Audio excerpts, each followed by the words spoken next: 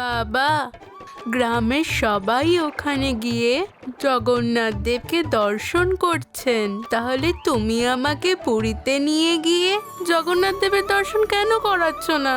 সেই সৌভাগ্য আমারও নেই রে দাসিয়া। কিন্তু কেন বাবা? আমার কাছে এত ধন সম্পদ নেই রে বাবা যে তোকে আমি শ্রীক্ষেত্রে নিয়ে যেতে পারবো। তাহলে কি আমি কোনো দিনও জগন্নাথ দেবের দর্শন পাবো না? কেন করতে পারবি না? সে তো খুবই দয়ালু ঠাকুর। তুই ভক্তি সহকারে তাকে চোখ বন্ধ করে ডাকলে সে একদিন নিশ্চয়ই তোর মনের ইচ্ছে পূর্ণ করবে। মহাপ্রভু, আমি এই বছর রথযাত্রায় নিশ্চয়ই আপনাকে দর্শন করতে যাব। নিশ্চয়ই দর্শন করব। জয় জগন্নাথ, জয় জগন্নাথ। আবার ভূতের ওপর ভর করলো না তো? যাই বাবা, গ্রামের লোকদের ডেকে আনি। আরে কোথায় গেলে সব? এক্ষুনি এসো, এখানে এসো, তাড়াতাড়ি এসো। কে কোথায় আছো? এক্ষুনি এসো এখানে।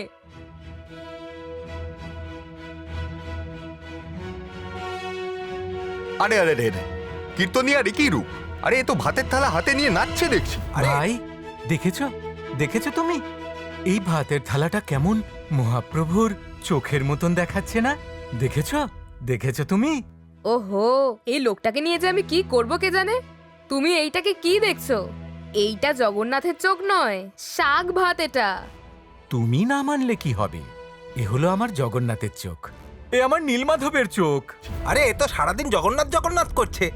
এ কি পাগল হয়ে গেল নাকি?